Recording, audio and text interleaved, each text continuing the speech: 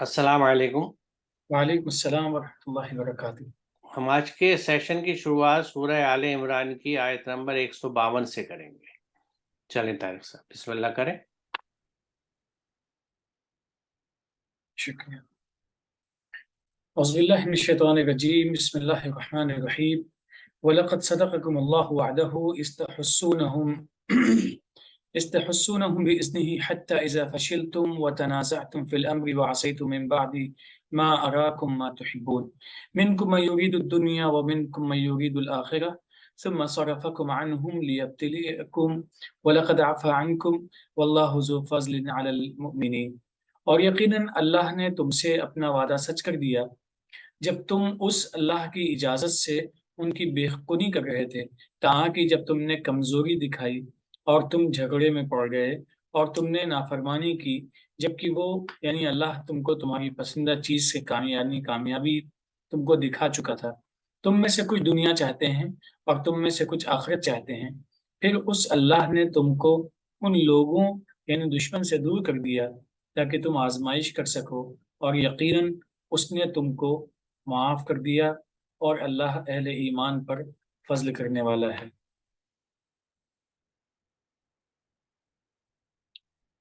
यहाँ इस आयत में एक बहुत बुनियादी चीज़ की तरफ इशारा किया गया है। देखिए, कुरान मजीद को जब भी हम पढ़ते हैं, एक तमहीदी बात है जिसे हम अर्ज़ कर रहे हैं कि जब भी हम कुरान को पढ़ते हैं, हमें आम तौर पे नहीं बल्कि हमेशा इस तौर पे पढ़ने की कोशिश करनी चाहिए, और यही तसव्वुर भी ज़हन में रखना चाहिए कि ये बराह रास्त इसमें मुझे खिताब किया गया है। मुझे खिताब करने का मतलब है ज़िंदगी को गुज़ारने का सलीक़ा दिया गया है। और उस ज़िंदगी को गुज़ारने के लिए जो डूज़ एंड डोंट्स, जो सलीक़े की बातें हैं, वो इसमें मुझे समझाई गई हैं। अब उस मुझ के तसव्वुर को सामने रखते हुए जब इस आयत को हम समझते हैं, तो उसमें इस तरीक़े से चीज़ें खुल के आती हैं कि एक ख़ास मौका है जिस पे कामयाबी सामने नज़र आ रही है कि इस कामयाबी हाथ आने वाली है, और इंसान जो है, जो लोग वहाँ पे मौजूद हैं, वो कामयाब होने वाले हैं। लेकिन अचानक से क्या होता है कि नाकामी सामने नज़र आती है, वो नाकाम होने लगते हैं, और नाकाम होने की 2 वजहें यहाँ पे बड़ी सराहत के साथ बयान की गई हैं। कामयाबी से हमकिनार होते हुए अचानक से अगर नाकामी में इंसान का में पड़ जाए, नाकामी उसको मिलने लगे, यहाँ पे उसकी 2 वजहें बताई गई हैं। पहली चीज़ है तनाज़अतुम, दूसरी चीज़ है असैतुम, यानी तनाज़ुर का शिकार हो गए, झगड़े का आपस में शिकार हो गए, और दूसरी चीज़, जिस बात को करने का हुक्म दिया गया था, उस काम को करने के सिलसिले में इस्यान का शिकार हो गए, यानी नाफ़रमानी की। तो आपस में झगड़ा किया, नाफ़रमानी की, हालाँकि नतीजा सामने मौजूद था। जो कुछ कर रहे थे उसका सही नतीजा सामने आने वाला था, इसके बावजूद ऐसा किया। तो गोया कि हमें अमली तौर पे यहाँ इस आयत में एक बात तो ये मालूम होती है कि झगड़े से बचना चाहिए। कुरान मजीद में आपस में इंसानों के दरमियान में झगड़े से बचने के लिए कई जगह पे हिदायत दी गई है कि नहीं पढ़ना चाहिए। और ज़ाहिर-सी बात है, दूसरा जो पहलू है इस्यान का, कि अल्लाह ने जो डूज़ एंड डोंट्स हमको बताए हैं, उनके सिलसिले में भी हमें अलर्ट रहना चाहिए। यहाँ पे इसी का एक जुज़ ये भी है कि तुम में से कुछ लोग ऐसे हैं, उस ख़ास वाक़ये के ताल्लुक से भी है, कुछ लोग और आम ज़िंदगी में भी हम देखते हैं, कुछ लोग ऐसे हैं जो सिर्फ़ अल-हयात दुनिया के ही पीछे पड़ जाते हैं। यानी इसी को अपनी ज़िंदगी का मतमह नज़र बना लेते हैं, इसी को टारगेट बना लेते हैं, इसी को हदफ बना लेते हैं। अब इसी दुन्यावी ज़िंदगी में सब कुछ हासिल करने की खातिर बहुत सारी चीज़ों को वो अपने से दूर कर देते हैं। यानी एक चंद चीज़ों के मटेरियल बेनिफिट्स के लिए वैल्यूज़ को सैक्रिफ़ाइस कर देते हैं, इंसानियत को सैक्रिफ़ाइस कर देते हैं, बहुत कुछ करते हैं। तो कुछ लोग इंसानों में ऐसे भी होते हैं जो महज़ दुनिया चाहते हैं, कुछ लोग ऐसे हैं जो आख़िरत के तालिब होते हैं। अब यहाँ पे ये है कि अल्लाह ताला ने जो लोग थे उनको तुमसे दूर कर दिया, जो लोग गलत राह पे थे, सामने आ रहे थे, उसकी बुनियादी वजह ये थी ताकि वो तुम्हें आज़माए। और ये जो आज़माने की बात है, इस पे इससे पहले भी गुफ्तगू हो चुकी है कि आज़माइश अल्लाह के यहाँ के निज़ाम का मतलब ये है कि जो अल्लाह ने डूज़ एंड डोंट्स बताए हैं, उस पे इंसान अपनी जो इख्तियार हासिल है, उस इख्तियार के साथ-साथ वो कितना उन चीज़ों पे अमल करता है, ये असल में आज़माइश का मफ़हूम होता है। और लेकिन इसके बावजूद भी अल्लाह ताला करता ये है कि अल्लाह माफ़ कर देता है। माफ़ इसलिए करता है कि जब उसको अंदाज़ा होता है, उसको चीज़ें मालूम होती हैं, उस इंसान के अमाल के नतीजे में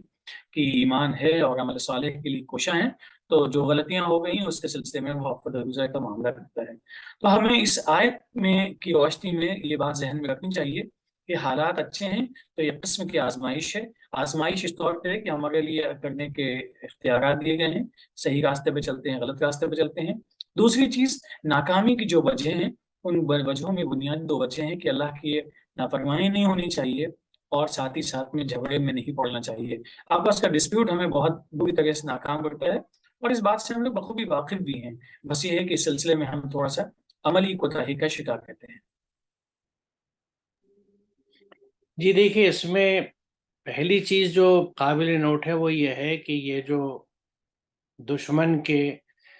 قتل کی بات تھی، انہیں ختم کرنے کی بات تھی، بے خونی کی بات تھی، اس کے لیے بھی اذن ہی لفظ ساتھ آیا ہے کہ اللہ کے، اسے ہم یوں بھی سمجھ سکتے ہیں کہ اللہ کی اجازت سے، اور ہم یہ جانتے ہیں کہ اذن کے مطلب میں، مفہوم میں قانون بھی شامل ہے، کیونکہ اللہ تعالیٰ کی اجازت وہیں ہوتی ہے جہاں اس کے قوانین ہوتے ہیں۔ یہ یوں سمجھ لیں کہ اس نے قوانین وہاں اسی حساب سے طے کیے ہیں کہ جہاں چیز کو روکنے کا ہوگا وہاں وہ قوانین ایسے ہوں گے جو آپ کو روکیں گے، جہاں کس چیز کو کرنے کا ہوگا وہاں قوانین ایسے ہوں گے جو آپ کو کرنے ہو کہیں گے۔ تو اللہ کے قانون اور اللہ کی اجازت ایک ہی چیز ہے۔ جہاں اجازت ہے تو وہاں یقیناً قانون ہے جو اللہ نے وضع کر رکھے ہیں، اور جہاں قانون ہے کسی چیز کو کرنے کا گویا اللہ کی اجازت ہے۔ تو جب اللہ کی اجازت سے یہ دشمنوں کو ختم کرنے کا، بے خونی کا کام ہو رہا تھا، تو یقیناً جب یہ چیز ایسی تھی کہ اللہ کے قوانین کے حساب سے، اللہ کے احکامات کے حساب سے اگر ہم دشمن کو ختم کر رہے ہیں تو یہاں پہ کامیابی ہمیں ملے گی، کیونکہ اس کا وعدہ ہے اللہ کا کہ جب بھی آپ حق کے راستے میں، جو اسلام کے دشمن ہوتے ہیں، اور یہاں یہ بھی ہم خیال رکھیں کہ یہاں ذاتی دشمنیوں کا کوئی خانہ نہیں ہے، جو اللہ کے اور اس کے نظام کے، اس کے نظام ربوبیت کے، جو اس کے یعنی دین اسلام کے قیام کے راستے میں رکاوٹیں ڈالنے والے لوگ ہوتے ہیں، اور وہاں ناگزیر ہو جاتا ہے جب ان سے لڑنا، جنگ کرنا، انہیں ختم کرنا۔ تو وہ جب اللہ کی، یہ جب آپ اس اسٹیج پہ آتے ہیں تو اللہ کے احکامات کے ساتھ جب آپ یہ کام کریں گے تو اللہ نے آپ کے لیے جیت کا وعدہ کر رکھا ہے۔ تو یہاں یہی بات اللہ کہہ رہا ہے کہ جب اللہ نے تم سے اپنے وعدہ سے، یعنی جب تمہیں جیت دکھ رہی تھی، کیوں دکھ رہی تھی؟ کہ تمہیں معلوم تھا کہ تم حق پر ہو اور اللہ کے احکامات کے حساب سے کر رہے ہو۔ لیکن اور یہ کوئی بھی ایشو ہو سکتا ہے، یعنی کوئی بھی پروجیکٹ آپ کا، کوئی بھی مشن جیسے آپ اللہ کے احکامات کے حساب سے لے کے چل رہے ہیں، تو اس میں آپ یہ مان کے چلیں گے کہ آپ کی جیت ہوگی، بشرط کہ آپ ہر چیز اللہ کے احکامات کے حساب سے کر رہے ہو۔ لیکن اب وہاں پہ دو چیزوں کا یہاں ذکر ہے کہ کمزوری دکھائی اور آپس میں ترازی میں، یعنی جھگڑے میں، یعنی ایک گروپ ہے اس میں، جیسے اگر یہاں کے اس کنٹیکس میں دیکھیں کہ ایک کسی خاص مقام پہ یا جگہ پہ رسول نے، جو اس وقت کمانڈر بھی تھے آپ کے جنگ کے، جس جنگ کا یہاں ذکر ہے، آپ کو ایک مقام پہ متعین کیا کہ آپ کو یہاں رہنا ہے اور یہاں اپنی پوزیشن سنبھالنی ہے۔ اب وہاں جب انہیں یہ لگا کہ بھئی اب تو جیت ہمیں دکھ گئی سامنے اور ہم جیتنے والے ہیں، تو ہم یہاں پہ اپنی پوزیشن کو چھوڑ دیں اور جو چیز ہمیں سمجھ میں آ رہی ہے کچھ اس طرف چلیں، ویسا کرنے لگیں۔ اب یہاں پہ نیچرلی دو طرح کے لوگ ہوں گے، دو طرح کے گروپ ہوں گے۔ کچھ ایسے ہوں گے جو اس نقطہ نظر سے متفق ہوں گے کہ ہاں بھئی اب ہم اپنی پوزیشن چینج کر سکتے ہیں، کیونکہ اب تو بالکل معاملہ حل ہو گیا، یعنی جیت ہونے والی ہے، لہٰذا اگر ہم یہاں سے اپنی پوزیشن چینج کریں گے تو کوئی فرق نہیں پڑے گا۔ دوسرا گروپ، اس میں دوسرے لوگ یہ بھی تھے جو یہ کہتے ہیں کہ نہیں، جو کمانڈر کا، جو امیر کا، جو ہمارے لیڈر کا حکم ہے، جو ہمیں پوزیشن ذمہ داری دی گئی ہے، ہمیں وہیں پہ ڈٹے رہنا چاہیے جب تک کہ ہمیں خود وہی لیڈر یہ کہے کہ اب تم اس پوزیشن سے ہٹ جاؤ یا اس کام کو چھوڑو۔ اس تنازع کی وجہ سے نیچرلی دیکھیں، جب کوئی ایک گروپ ہم خیال ہو کے کام کرتا ہے کوہرنٹلی، تو ریزلٹس دوسرے ہوتے ہیں۔ جب ڈفرینس آف اوپینین آ جائے اور اختلاف پڑ جائے تو نیچرلی کمزوری آ جاتی ہے۔ اسی کمزوری کا ذکر ہے۔ تو اس کی یہ بات کیا ہوا کہ جو جیت تمہیں دکھ رہی تھی، یعنی آپ کو دکھ رہا تھا کہ اب ہم بالکل صحیح راستے پہ ہیں، صحیح طریقے پہ چل رہے ہیں، تو ہم جیتنے والے ہیں، تو وہ جیت پھر آپ کے ہاتھ سے نکلتی آپ کو لگی۔ کیونکہ یہ جو دو گروپ تھے، ان میں سے ایک گروپ جو لیڈر کی اجازت کے بغیر جلدی کرنا چاہ رہا تھا کسی کام کے لیے، اس کے ذہن میں وقتی فائدہ ہو سکتا تھا کہ اس میں امیڈیٹلی گین مجھے یہ ہو سکتا ہے کہ اگر یہ موو ہم کر لیں گے تو اس میں ہمیں یہ فائدہ ہو جائے گا۔ میں اس میں اسپیسیفکس پہ اس لیے نہیں جا رہا کیونکہ ہمیں اس بات کو سمجھنا چاہیے کہ قرآن میں جو واقعات بیان ہوتے ہیں اس کا مراد کسی قصے کو سنانا نہیں ہوتا. اس لیے جہاں قرآن خود ذکر نہیں کرتا کہ یہ کس واقعے کی بات ہے یا کہاں کا ذکر ہے، براہ راست ذکر نہیں ہو، تو وہاں ہم اس چیز میں نہ جائیں کہ یہ کس جنگ کی بات ہے، کہاں کی بات ہے. ہمیں یہ دیکھنا چاہیے کہ یہ ہمیں بتایا کیوں جا رہا ہے، اس سے کیا ہدایت ہمیں ملتی ہے اور کیا ہم اصلاح اپنی کر سکتے ہیں. تو نیچرلی کس ایک گروپ میں سے کسی ایک کا امیڈیٹ فائدے کی طرف دھیان ہوگا، دوسرا یہ سوچتا تھا کہ اگر ہم احکامات کے حساب سے چلیں گے تو ہمیں فوری بھی اور دور رس بھی دونوں فائدے ہوں گے. اور یہ حقیقت ہے. اس کو اگر ہم دنیا اور آخرت کے تعلق سے دیکھیں تو ایک چیز ہے جس کو ہمیں لگتا ہے کسی شارٹ کٹ کی شکل میں کہ اس کو اگر ہم اس طرح سے کر لیں تو ہمیں امیڈیٹ فائدہ ہو سکتا ہے. دوسرا اس کا رخ یہ ہے کہ اگر جو ہدایت ہے، جو حکم ہے، اس کے حساب سے اسے کرتے ہیں تو یہ فائدہ بھی ہوگا، یعنی اس دنیا کا یا فی الفور یا امیڈیٹ، اور لانگ رن میں بھی ہوگا. کیونکہ جب آپ اپنے رسول کے احکامات جو اللہ کے احکامات کی روشنی میں ہوتے ہیں اس کے حساب سے چلیں گے تو آپ کو فوری فائدہ بھی اور بعد کا بھی فائدہ ہے. تو یہاں پہ ان دو گروپ میں اختلاف اسی وجہ سے ہوا، اور اس کی وجہ سے ان میں کمزوری آئی. اور اس وقت کا جو مورچہ تھا، یہ جو کاز تھا ان کا، جو یہ کام تھا، اس میں ایک سیٹ بیک ہوا. اس سیٹ بیک کے بعد امیڈیٹلی ان کے لیے چیلنج نہیں رہا کہ مان لیجیے اگر کوئی یہ جنگ کا سین ہے جیسے بات کی جا رہی ہے ان کے قتل کی، ان کو ختم کرنے کی شروع کے حصے میں آیت کے، تو اس وقت دشمن یا دوسرا گروپ جو تھا جس سے دبرد آزمائی تھی، جس سے لڑائی تھی، وہ سامنے سے ہٹ گیا. تو آپ کو تھوڑا سا وقت مل گیا کہ آپ اپنے آپ کو آزما سکیں، سیلف انٹراسپیکشن کر سکیں، اپنی آزمائش خود کر سکیں، یہ نہیں سوچ سکیں کہ ایسا ہوا کیوں، جو جیت سامنے آ رہی تھی وہ کیسے ہاتھ سے نکل گئی. تو وہاں امیڈیٹلی یہ احساس ہوا ہوگا دوسرے گروپ کو کہ ہم یہاں پہ یہ غلطی کر رہے تھے کہ جو حکم تھا ہمارے لیے ہم اس سے ہٹ کے اپنی منمانی سے، اپنی طبیعت سے، یعنی جو ہماری جو بھی خواہش آئی تھی، جس کو شیطان کا پھسلاوا کہہ لیجئے، اس کی وجہ سے ہم اس پوزیشن سے ہٹ رہے تھے. یہ ہماری غلطی تھی، لہٰذا ہمیں یہ نہیں کرنا چاہیے تھا. تو ایک طرح سے انہیں غلطی کا احساس ہوا اور اس غلطی کو انہوں نے کریکٹ کرنے کے لیے واپس اپنی پوزیشنز پر آئے، اور اس کی وجہ سے انہیں نیچرلی وہ اسٹرینتھ مل گئی ہوگی. اب یہاں پہ اہم چیز یہ ہے کہ یقیناً اللہ نے تم کو معاف کر دیا اور اللہ اہل ایمان پر فضل کرنے والا ہے. اب یہ بات جب کہی گئی ہے کہ اللہ اہل ایمان پر فضل کرنے والا ہے، تو اس سے ایک ہم یہ بات سمجھ سکتے ہیں کہ یہ جو گروپ تھا اس میں سب مومن تھے، مسلم تھے، ایمان والے تھے، ان میں منافق نہیں تھے. کیونکہ یہ ذکر اسپیسیفکلی اس لیے ہو رہا ہے اور ان کو اللہ نے معاف بھی اسی لیے کیا کیونکہ یہ جو ان کی چوک تھی یا وہ جو شیطان کے پھسلاوے میں یا جھانسے میں آ گئے تھے وقتی طور سے، وہ فوراً انہوں نے احساس کر لیا. جب آزمائش کری اس بات کی، اس کو آزما کے دیکھا، یہ سامنے ان کی چیز آ گئی کہ یہ ہوا کیا ہے، تو وہ فوراً انہوں نے اپنی اصلاح بھی کر لی اور اپنے قدم جما لیے اسی پوزیشن پر یا اسی راستے پر جس پر انہیں چلنا چاہیے تھا. تو ایک تو یہ چیز ان کے لیے پازیٹیو رہی کہ انہوں نے فوراً احساس کیا، چیک کیا چیزوں کو، اور دے کریکٹڈ دیئر کورس. اور چونکہ اللہ یہ کہہ رہا ہے کہ اللہ تعالیٰ نے ان کو معاف کر دیا، کیوں معاف کر دیا؟ کیونکہ یہ ایک نادانی کی غلطی تھی، یہ کوئی بغاوت نہیں تھی، ایک چوک تھی. اور اس کے لیے اللہ تعالیٰ چونکہ خود حلیم ہے اور اس کے یہاں یہ گنجائش اور بارہ قرآن ذکر کرتا ہے، لہٰذا اللہ تعالیٰ نے یہاں یہ ڈکلیئر بھی کر دیا.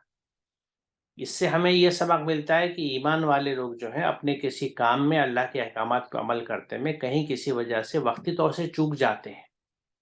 تو اللہ تعالیٰ اور اس کے بعد احساس کر کے کورس کریکشن کر لیتے ہیں، اپنی اصلاح کر لیتے ہیں اور اپنی اسی پوزیشن کو ٹھیک کر لیتے ہیں جو اللہ کے احکامات سے حکم سے ہونی چاہیے. تو اللہ تعالیٰ ان کی اس چوک کو، ان غلطی کو معاف کرتا ہے کیونکہ اللہ تعالیٰ ایمان والوں پر جو اللہ کے نظام امن میں کام کرتے ہیں اللہ کے احکامات کے تحت، ان کو اللہ تعالیٰ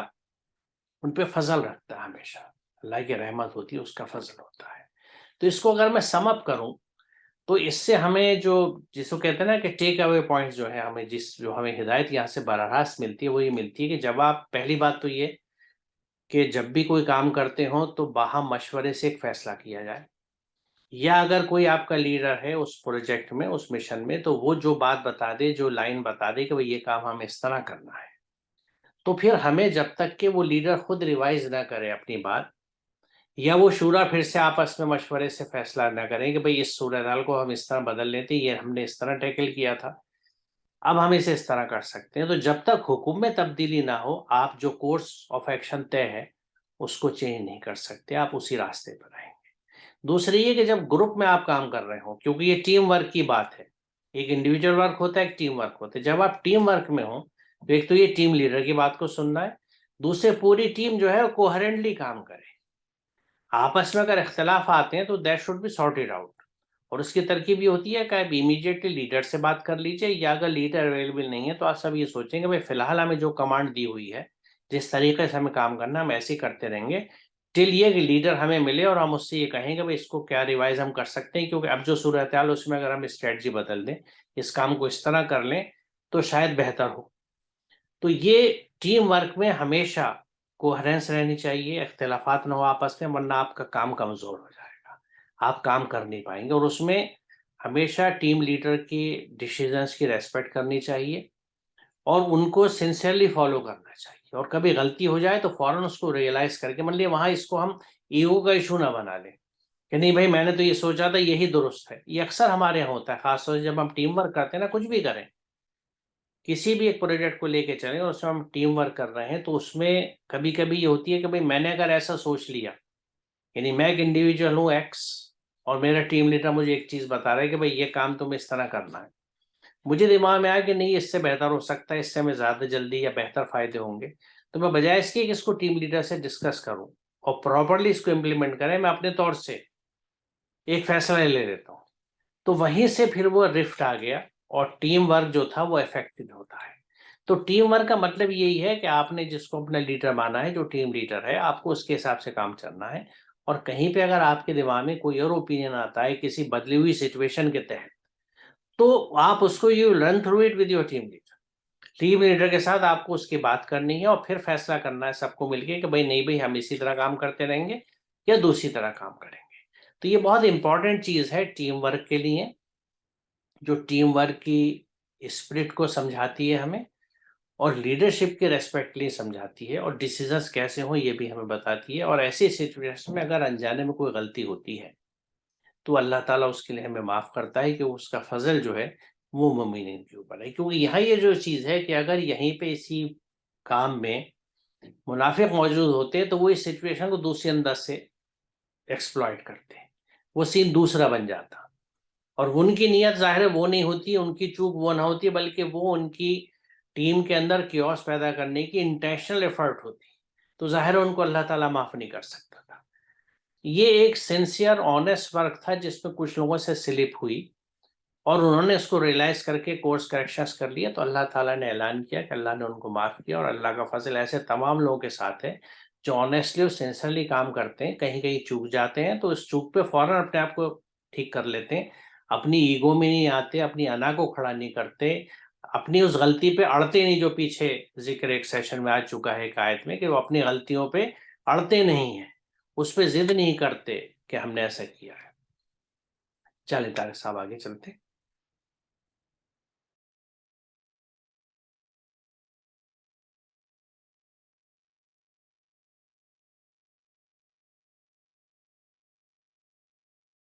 استصعدون ولا تلون على أحد والرسول يدعوكم في أخراكم فأثابكم غما بغم لكي لا تحزنوا على ما فاتكم ولا ما أصابكم والله خبير بما تعملون. جب تم لوگ اونچائی کی طرف بڑھے چلے جا رہے تھے بغیر کسی کی طرف متوجہ ہوئے اور رسول تم کو واپس بلا رہے تھے، پھر تمہیں اللہ نے بہت غمزدہ کر دیا تاکہ اس غم کی وجہ سے تم اس پر غمگین نہ ہو جو تم سے چھوٹ گیا اور جو تمہیں تکلیف پہنچی، اور اللہ تمہارے اعمال یعنی کاموں سے باخبر ہے. قرآن مجید کی اس آیت میں انسانوں کی تسکین کا سامان فراہم کیا گیا ہے. جیسا کہ ابھی آپ نے فرمایا کہ جو پچھلی آیت کی وضاحت میں کہ منافقین جب ہوتے ہیں ان صورتحال دوسری ہوتی ہے، لیکن مخلصین کی صورتحال دوسری ہوتی ہے. مخلصین کا مزاج یہ ہوتا ہے کہ غلطی انسان ہے، غلطی ہو گئی، لیکن اپنی غلطی کے اوپر شرمندگی بھی ہوتی ہے، احساس ہوتا ہے، اور وہ کورس کریکشن کی ذمہ داری کو بخوبی نبھاتے ہیں. اسی لیے وہاں پہ ہے کہ اللہ نے معاف کر دیا. لیکن جو اہل نفاق ہوتے ہیں ان کا مزاج مختلف ہوتا ہے، کیونکہ ان کی نیت مختلف ہے، اسی لحاظ سے ان کا مزاج ہے اور اسی لحاظ سے ان کے نتائج بھی سامنے آتے ہیں. ابھی اس آیت میں بھی کچھ اسی طریقے سے ہے کی دلبستگی کا سامان مہیا کیا گیا ہے کہ انسان ایک پریشانی، بہت بڑی پریشانی ہے، اس بڑی پریشانی سے نکالنے کے لیے چھوٹی پریشانی میں آدمی لگ گیا کہ شاید ٹھیک ہے وہ جو بڑی پریشانی ہے اس کا غم ہلکا ہو جائے۔ دیکھیے غم ہلکا ہونا، ہم سب لوگ اس بات کو بخوبی سمجھتے ہیں کہ ہم انسان محض مشین نہیں ہیں، ہمارے پاس جذبات ہیں، ایموشنس ہیں، احساسات ہیں، اور یہی وجہ ہے کہ ایک لفظ ہمیں بہت ہی غمزدہ کر دیتا ہے اور محض ایک لفظ ہمیں بہت ہی خوش کر دیتا ہے۔ جس صورتحال کا یہاں پہ کو بیان کیا جا رہا ہے، یہ صورتحال کا اندازہ اس سے لگائیے کہ رسول آواز دے رہے ہیں اور لوگ بے محابہ چلے جا رہے ہیں، سننے کو تیار نہیں ہے۔ اس صورتحال میں کس طرح کا نتیجہ سامنے آتا ہے؟ چونکہ اللہ واقف ہے کہ یہ مخلصین کی جماعت ہے، اس لیے مخلصین کی جماعت کے ساتھ میں ویسا ہی معاملہ ہوتا ہے جیسا کہ ہونا چاہیے۔ لہٰذا اس آیت سے جو سیکھ ہمیں ملتی ہے، یا اگر یہ کہنا مناسب ہوگا مجھے جو سیکھ ملتی ہے، کہ اخلاص کو نمبر 1 پہ رکھنا چاہیے، اور جب اخلاص ہوگا تو اس کا نتیجہ خود بخود یہ ہوگا کہ غلطی ہوگی، ہمیں احساس بھی ہوگا، شرمندگی ہوگی، اور اس احساس اور شرمندگی محض احساس تک نہیں رہے گا، بلکہ ہم عمل کو بھی صحیح کر لیں گے اپنے، اور جب یہ سب کچھ ہو جائے گا اس کے نتیجے میں یہ ہوگا کہ اللہ تعالیٰ عفو و درگزر کا معاملہ کرے گا۔ وجہ کیا ہے؟ کہ اللہ تعالیٰ ہر چیز سے واقف ہے۔ جب وہ ہر چیز سے واقف ہے تو ہماری نیتوں سے واقف ہے، ہمارے اعمال سے واقف ہے، ہمارے اعمال کی وجہوں سے واقف ہے، اور اسی بنیاد پہ نتائج منتج ہوتے ہیں۔ جی یہاں پہ یعنی پچھلی آیت میں جن 2 گروپس کی بات تھی، جو ایک گروپ اپنے طور سے ایک فیصلہ لے کے کام کرنے لگتا ہے، تو وہ اس کام میں یعنی یہ سوچتے ہوئے کہ یہ ایک اچھی اپارچونیٹی ہے اور جو ہم نے فیصلہ لیا ہے یہ اچھا نتیجہ دے گا، اس طرف یعنی جیسے دوڑ رہے ہیں۔ یہاں تو ذکر ہے کہ جب اونچائی کی طرف بڑھے چلے جا رہے تھے، وہ اس پس منظر کی بات ہوگی جس میں اس واقعے کا ذکر ہے۔ کسی کی طرف یعنی کسی کی نہیں سن رہے تھے، ایون رسول پکار رہے تھے تو ان کی بات نہیں سن رہے تھے، تو ظاہر ہے جس وقت وہ ٹھہرے ہوں گے اس کیفیت سے تھوڑا سا رک کے باہر آئے ہوں گے، اور انہیں یہ احساس ہوا ہوگا کہ ہم نے رسول کی بات پہ ریسپونڈ نہیں کیا، ہم نے رسول کی بات نہیں سنی، اس پہ لبیک نہیں کہا، تو یہ غم اتنا ہوگا کہ اس نے ہر غم کو پیچھے چھوڑ دیا ہوگا۔ تو یہ جو احساس ہوگا نا کہ اوہ واٹ وی ڈڈ، کیا ہو گیا یا اللہ یہ کیا خطا ہو گئی، ہم نے جوش میں اپنے اس سینس میں کہ ہم ایک اچھا کر جائیں گے اور وہ پھر ہمارے لیڈر بھی خوش ہوگا اور ہم زیادہ بہتر ایک چیز لے کے پہنچیں گے، تو اس جوش میں ہم نے رسول کی کال بھی نہیں سنی، رسول پکار رہے تھے، تو یہ غم ان پہ ایسا پڑا اور انہیں شوق لگا ہوگا، کیونکہ یہ ایمان والے لوگ تھے کہ نیچرلی جس فوری یا ورلڈلی گین کے لیے وہ بھاگ رہے تھے، کوشش کر رہے تھے، وہ ان کے لیے پیچھے رہ گیا ہوگا، وہ چھوٹا ہو گیا ہوگا، کیونکہ یہ غم ان کے لیے اتنا بڑا تھا کہ ہم نے ایسی غلطی کر دی۔ دوسری یہاں ایک اہم چیز جو ہمیں سمجھنی چاہیے وہ یہ ہے کہ یہ بات کہی گئی ہے نا کہ جو تم سے چھوٹ گیا یا جو تم پہ مصیبت پڑی اس پہ غم نہ کرو۔ یہاں اس بات کو ہمیں سمجھنا چاہیے، کسی بھی چیز کے چھوٹنے کا یا ہونے کا ہمیں غم نہیں کرنا چاہیے، بلکہ وی شوڈ موو آن، ہم جس کام پہ جس مشن پہ اس پہ چلتے رہیں، کیونکہ زندگی میں ہم یہ دیکھتے ہیں کہ بہت سے مواقع پہ ہماری کچھ چیز کھوتی ہے، چھوٹتی ہے یا کوئی غم ہوتا ہے، وہاں پہ اگر ہم رک کے بیٹھ جاتے ہیں اور اسی ٹائم فریم میں اپنے آپ کو قید کر لیتے ہیں تو ہماری پروڈکٹیوٹی تقریباً 0 ہو جاتی ہے، ہم کچھ نہیں کر پاتے۔ میسج کیا ہے کہ وی مسٹ موو آن، آپ اپنے مقصد کے حصول کے لیے کوششیں جاری رکھتے رہیے۔ وہ مقصد کا حصول یہ بھی ہو سکتا ہے کہ آپ اپنی زندگی میں کسی حادثے کی وجہ سے ایک دم دل چھوٹا کر بیٹھے، اب آپ کا دل اپنے جاب پہ جانے کو بھی نہیں چاہ رہا، کہ باہر نکلنے کو جی نہیں چاہ رہا، آپ کو اس کیفیت کو چیک کرنا ہے، کیونکہ اگر آپ آگے نہیں بڑھیں گے، اپنے ان جذبات سے باہر نکل کے اپنے جاب پہ نہیں جائیں گے، جدوجہد زندگی کی نہیں کریں گے، تو پھر آپ کہاں سے اپنی فیملی کو یا اپنے سپورٹ کرنے کے لیے اللہ کے فضل کا انتظام کریں گے، رزق کا انتظام کریں گے، اپنے 2 وقت کی روٹی کا انتظام کریں گے۔ تو یہاں سے لے کے آخر تک ہر محاذ پہ ہر کیفیت میں ہمیں یہ سمجھنا چاہیے کہ جو بھی کوئی چیز چھوٹ جائے یا کھو جائے یا صدمہ ہو تو اس پہ ہمیں آگے بڑھ جانا چاہیے، اور اسی لیے ہمیں انا للہ و انا الیہ راجعون کی تربیت اور تعلیم دی گئی ہے کہ جو کچھ اللہ کی طرف سے ہے اور اسی کی طرف اس کو جانا ہے، اور ہر چیز اسی کی طرف جاتی ہے۔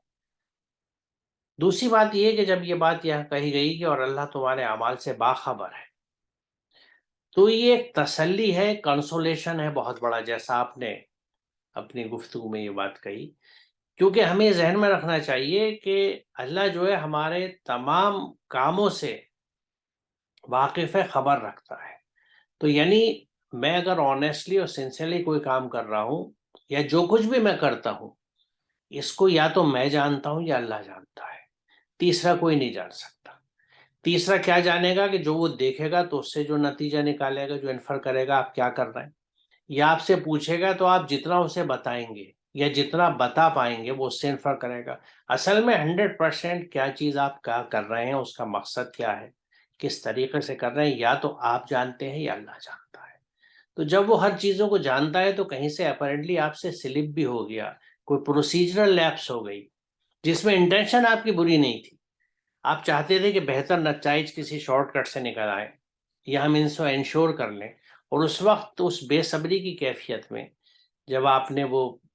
صبر یا مستقل مزاجی کھو دی وقتی طور سے، تو اس میں ہمیں یہ خیال رکھنا چاہیے کہ اللہ تعالیٰ ہر چیز سے واقف ہے، وہ ہمارے کاموں کو بھی جانتا ہے، ہمیں نیتوں کو بھی جانتا ہے۔ تو یہ ہمارا ڈیلیبریٹ ایکشن نہیں تھا، اس میں ہماری کوئی ادروائز انٹینشن نہیں تھی، یہ بات کرنے والا جانتا ہے یا اللہ جانتا ہے۔ تو وہاں اللہ تعالیٰ نے ایک طرح سے کنسولیشن دی ہے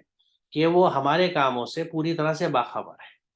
تو we should not lose heart کہ اگر ہمیں کہیں پہ ایک سیٹ بیک ہوا ہے کسی غلطی سے، انٹینشن غلط نہیں تھی، تو اللہ تعالیٰ بھی اس کو معاف کرتا ہے، جیسا اس نے پچھلی آیت میں تو یعنی بالکل ڈکلیئر کیا ہے کہ اللہ نے معاف کیا ہے، اور مومنین کے لیے وہ بڑے فضل والا ہے، فضل سے ہمیشہ نوازتا ہے۔ تو یہاں پہ اس بات کو خیال رکھنا چاہیے کہ یہ کسی بھی کام کے لیے جو آپ کسی بھی عمل صالح کے لیے کوئی بھی چیز جو اللہ کے احکامات کے حساب سے آپ کر رہے ہیں، کسی بھی سیکٹر میں کر رہے ہیں، وہاں پہ اگر کسی چیز کو آپ کھو دیتے ہیں یا سیٹ بیک ہوتا ہے، لاس ہوتا ہے، تو اس پہ غمگین ہو کے بیٹھ نہیں جانا چاہیے، آگے بڑھنا چاہیے، اور ہمیشہ خیال رکھنا چاہیے کہ اللہ ہر چیز سے واقف ہے، اور وہ ہمارے اعمال کے ہی نتائج دینے کا والا ہے ہمارے یہاں یوم آخرت میں۔ میرے خیال ہے طارق صاحب آج ہم یہاں رکتے ہیں، جی مناسب۔ اور انشاءاللہ اگلے سیشن میں سے آگے چلیں گے۔ السلام علیکم۔ وعلیکم السلام۔